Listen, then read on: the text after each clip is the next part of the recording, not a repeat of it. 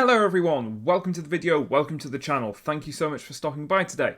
So, as the title of this video suggests, today I want to talk about fake longevity. Now, that's maybe self-explanatory, maybe you've never heard the term before, so let me explain what I actually mean by fake longevity.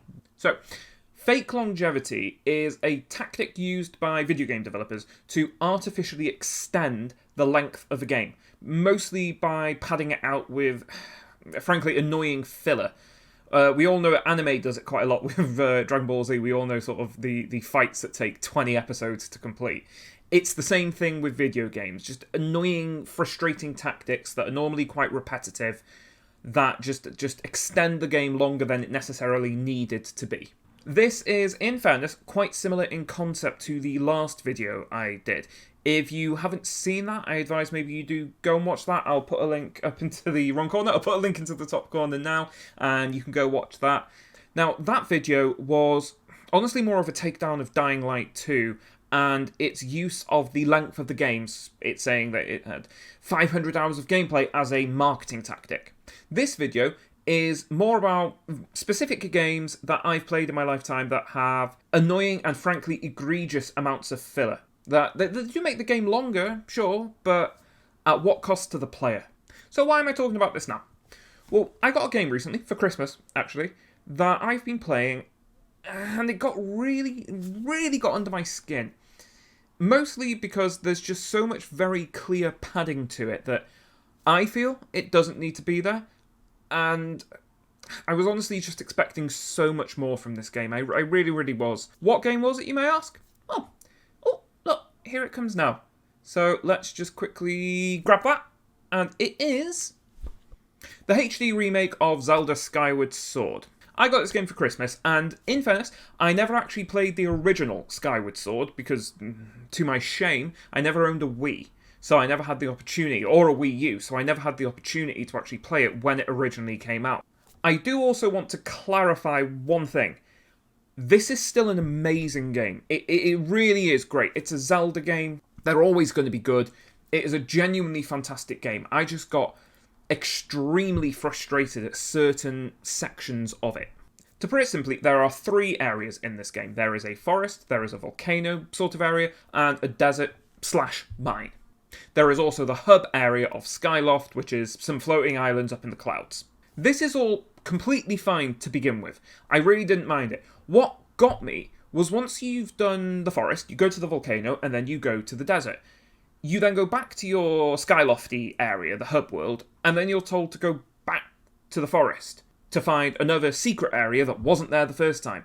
Once you complete that area, predictably, you now have to go back to the volcano, find the secret area there, then go back to the desert/mine, and find the secret area there. Fine, so we go back to Skyloft after you've done those 3. Guess what happens then?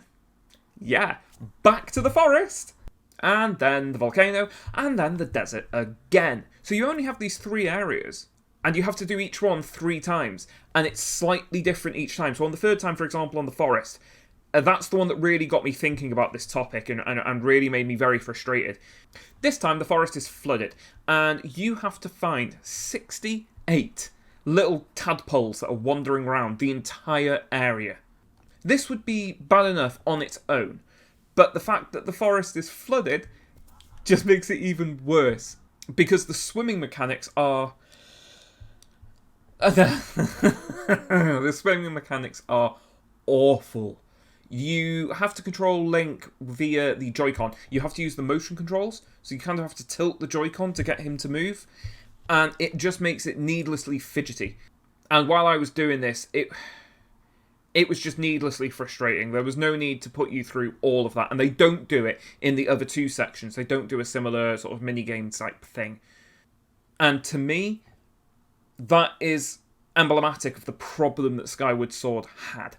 It just makes you do these annoying, fidgety things. So much stuff is tied to the motion controls as well. And everything just feels very repetitive in the game. Overall, it's still a fantastic game, just with a few frustratingly annoying and fidgety bits. And I will say, the fact that there are only 3 areas, it is a massive letdown. So one of the biggest things that everyone enjoys about Zelda games is being able to go out there and explore. They clearly corrected that with the next game, Breath of the Wild, so I think those criticisms were heard. But that's the thing. This is a mediocre Zelda game, which still makes it like a 9 out of 10. It is still an amazing game compared to any other game. It's just when you compare it up against other Zelda games, it just kind of falls apart a little bit. You know, like Zelda, of course, isn't the only game to have done this. Oh no. Let's talk about the next game that came up in my mind when I was actually thinking of the concept for this video, and that would be Super Mario 64 and Sunshine. Now, again, these were amazing games. Some of my favourite games, particularly Super Mario 64 when I was growing up. Unbelievable. It revolutionised the way I looked at 3D games, to be honest, because I was somewhat dubious of them back then. So as you can see, with these being slightly older games, this issue of fake longevity has actually been going on quite a while, and despite the only ones that I've mentioned so far being from Nintendo, this is obviously not an issue unique to Nintendo. Now, with these games, each time you gain a star, or I believe it was called a sprite in Super Mario Sunshine, you immediately just get yeeted straight out of the level, even though there may have been other stars available for you to get during the same mission. This always made the levels feel super tedious, particularly in some of the later ones in 64, like Tick-Tock Clock, where you constantly had to platform your way up to different points. A counterpoint to my own argument here, though, about the tedium of this game, when I actually played Super Mario 64, I was 10, and had practically no patience whatsoever. I was actually a very hyperactive child, who, honestly, I never shut up, and I love to tell people my opinions. Clearly not much has changed. Moving on. I am so sorry, Nintendo. I really am not doing this on purpose, despite the fact that I do actually edit these videos, so it is completely within my control to not do this, but I am doing this. Let's talk Pokemon! I love the Pokemon games. I got my first one when I was 11 for Christmas on the Game Boy. It was Pokemon Red, and I adored it. You can probably tell that I like Pokemon by the sudden arrival of some new friends. I'm not sure where they came from. As we all know, I'm stuck in this room permanently and not allowed to leave, so if I love these games, why do I bring them up then? Battles. The battle sequences are just so tedious. Particularly towards the end of the game, where you've put in 20, 30 hours, you're coming up to the Elite Four. By that point, you can practically, anyone who's not an Elite Four member, you can practically one-shot every Pokemon that they bring up against you, and wild ones as well. And yet the battle animations take so long. The for lack of a better word, the kawoosh that sucks you into the battle, and then the battle animations, and they get longer and longer with each game, adding more and more finesse. In fact, one of the selling points of Pokemon Platinum was that the battles move significantly and noticeably faster. So even Game Freak realised that this was an issue they had to deal with. Next up, we have a game not made by Nintendo. The Scandal! Final Fantasy! What can we say about Final Fantasy? Well, I think every game had somewhat this issue going on, but the most prevalent that I can remember anyway off the top of my head was 12.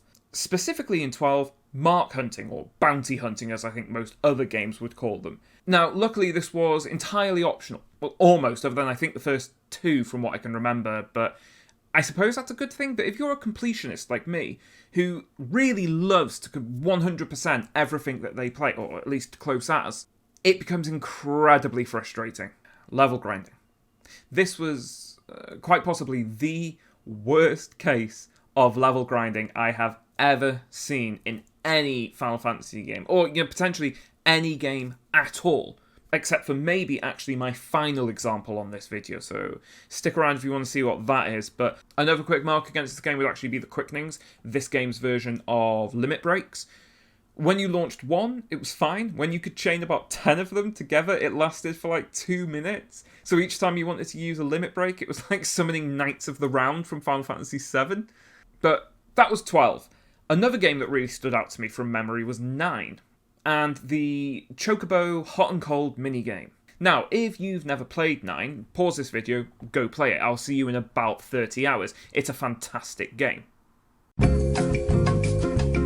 Okay, you back? Awesome. For those of you who decided not to play the game, Chocobo Hot and Cold was what it sounds like. It was a treasure hunting minigame where you got on top of your Chocobo and you rode it around, digging for treasure. And as you were digging, you would get notifications about whether you were getting hotter or colder.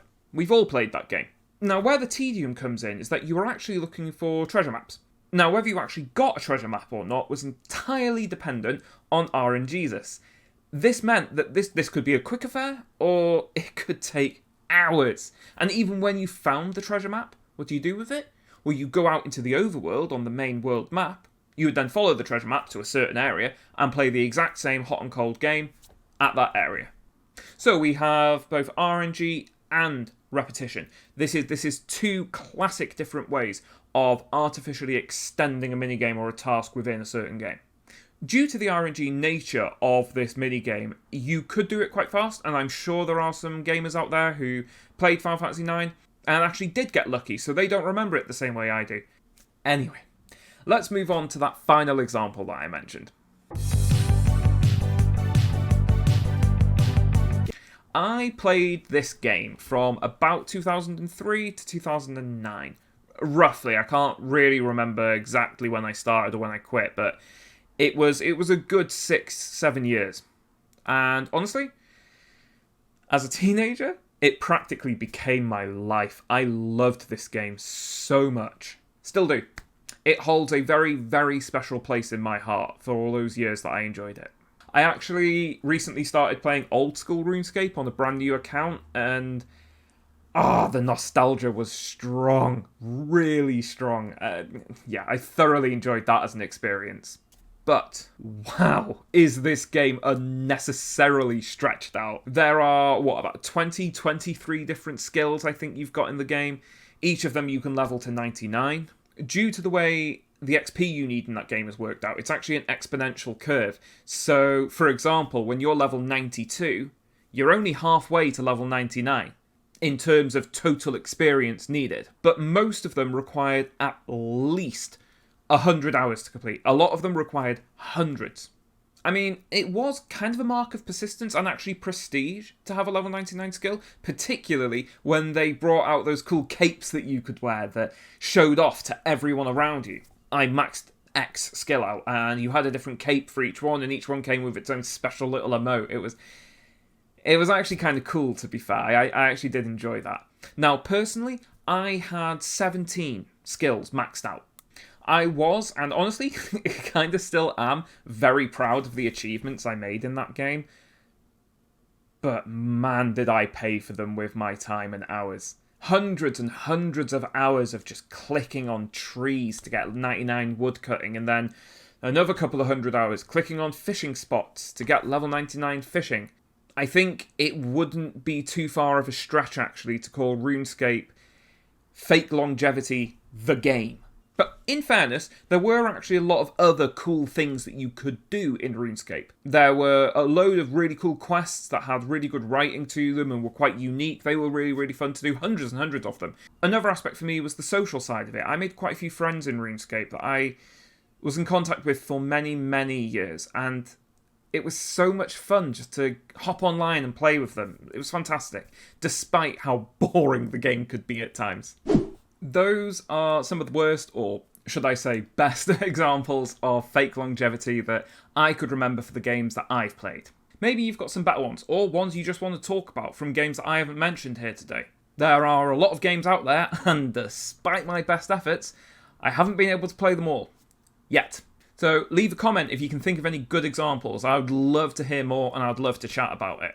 For now though, that's the end of this video. Thank you so much for watching. I really do appreciate the support. If you've enjoyed this video, please do consider giving it a like. It really helps, and honestly, it just makes me feel good about what I'm creating here. If you've really enjoyed it and you want to see more, I upload each week, so hit that subscribe button to see my future videos. If you want to watch more of my videos right now, there'll be two appearing on screen here and here. This one is the latest video that I made, and this one is a suggestion that YouTube thinks you'll like from my catalogue. For now though, again, thank you so much for watching. I really do appreciate it if you've managed to get this far. And until next time, you stay safe out there. Goodbye.